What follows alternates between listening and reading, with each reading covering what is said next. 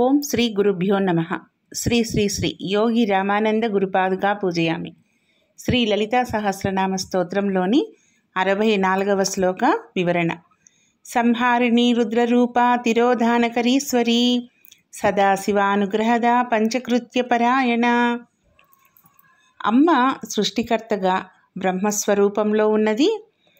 అమ్మ స్థితికర్తగా గోవింద రూపంలో ఉన్నది.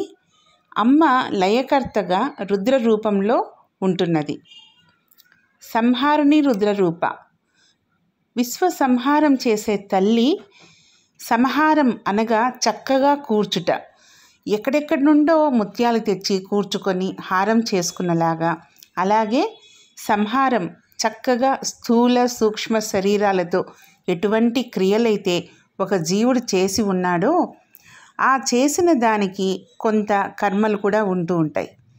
ఈ కర్మలన్నీ ఒక చోటుకు తీసుకొని వచ్చి ఇవన్నీ జాగ్రత్తగా క్రమబద్ధం చేసేది రుద్రుడి పని. ఈ శరీరము ఎంతవరకు ఓపిక ఉందో అంతవరకు లోపల ఉన్న ఆత్మ చైతన్యాన్ని భరిస్తూ ఉంటుంది. ఇంకా ఈ శరీరము పని అయిపోయిన తర్వాత ఒక బట్ట తీసి ఇంకొక బట్ట తొడిగినలాగా ఆత్మ మాత్రం శాశ్వతంగా ఉండి ఇంకొక శరీరంలోకి వెళ్ళిపోతుంది. ఏ కర్మకి ఏ ఫలాన్ని ఇవ్వాలి, మనకు ఏ ఫలితాన్ని ఇవ్వాలి అనేది సంహారిణిగా అమ్మ కూర్చి పెట్టుకొని ఉంటుంది. ఆడి అలసిన పిల్లలు అమ్మఒడిలో పడుకొని నిద్రపోయినట్లుగా అలసిపోయిన ప్రపంచము ఈశ్వరుడి ఒడిలో పడుకొని పోతుంది. అది ఏ సంహార స్థితి. అమ్మ రుద్రుడి రూపంలో సంహారిణిగా ఉంటుంది. తిరోధానకరీశ్వరి, దీనికి అర్థము మరుగుపరచునది అని. అమ్మ మహారాజ్ఞి. ఆవిడ అనుగ్రహిస్తే బ్రహ్మగారు సృష్టి చేస్తారు. ఆవిడ అనుగ్రహంతో శ్రీ మహావిష్ణువు నిలబెడతాడు. ఆవిడ చెబితే రుద్రుడు లయం చేస్తాడు. సృష్టి అంటే పుట్టించడము, స్థితి అంటే ఉంచడము, లయం అనగా కలిపివేయడం. ఇది మనందరికీ తెలిసిందే. ఇవి కాక 4వది తిరోధానమున్నది. కనపడకుండా చేస్తే దానిని తిరోధానం అంటారు. దీనినే మాయా అని అంటారు. మనకు మధ్యలో ఉండి వెనుక ఉన్న దానిని కనపడకుండా చేసేదానిని తిరస్కరణీ విద్య అని అంటారు. ఉన్నది కనపడకుండా చేయడమే మాయ. ఈ మాయ చేస్తున్నంతసేపు మనకు ఈశ్వరుడు కనపడకుండా సంసారంలో పెట్టి ఆటలాడిస్తూ ఉంటాడు. తర్వాత సదాశివానుగ్రహద పంచకృత్య పరాయణ. ఈశ్వరి అనుగ్రహంతో బాగా పరితపిస్తున్న వానిని చూసి వానికి జ్ఞానాన్ని ఇచ్చి పరమాత్మ దర్శనం ఇప్పిస్తుంది. యోగులకు మహర్షుల వంటి వారికి ఈ అనుగ్రహం కలుగుతుంది. సదాశివ రూపంలో అనుగ్రహం ఇస్తుంది. నిద్రపోయినప్పుడు సుషుప్తిలో అది తిరోధానకారి. మనం నిద్ర లేచిన తర్వాత అన్ని జ్ఞాపకం వస్తాయి. నిద్ర లేచిన తర్వాత నిన్న ఎక్కడ ఏ పనిని చేశామో అక్కడ అనుసరించి గ్రహించినది మనకు తెలియబడుచున్నది. కనుక అమ్మ అనుగ్రహద. మనలో పంచకృత్యములు జరుగుతున్నప్పుడు ఇవి జీవులైనా మనకు జరిగేది. ఈ ప్రపంచానికి వస్తే ఒకప్పుడు సృష్టి వచ్చింది, స్థితి వచ్చింది, లయం అవుతోంది. ప్రళయం వచ్చినప్పుడు ఇదంతా మరుగున పడిపోతుంది. మళ్ళీ సృష్టి ప్రారంభమవుతుంది.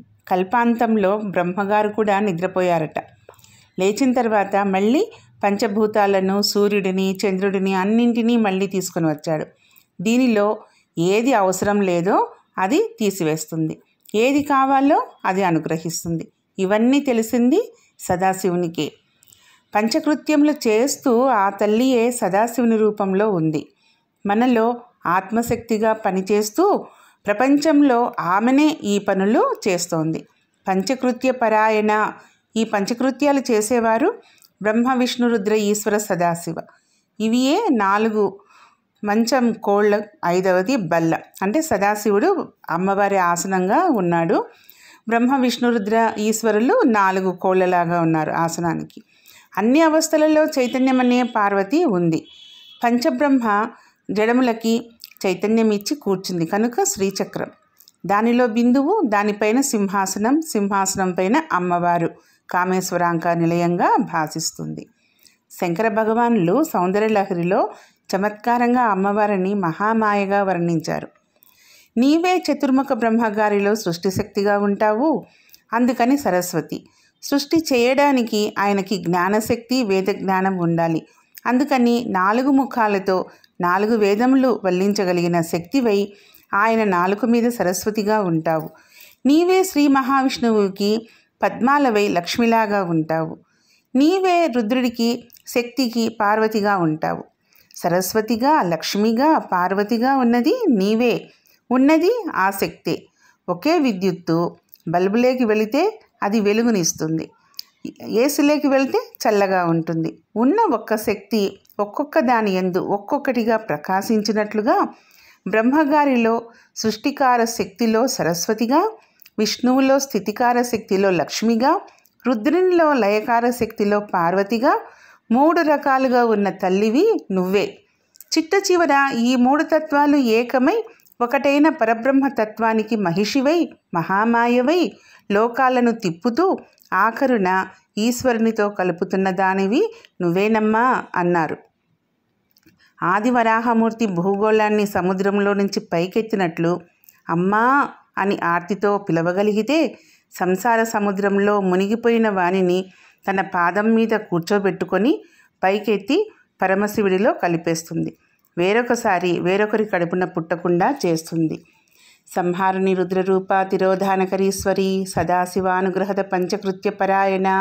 ఈ శ్లోకానికి ఇటువంటి ఈ నామాలకు ఇది అర్థం. ఓం శ్రీ గురుభ్యో నమః. ఓం శ్రీ మాత్రే నమః.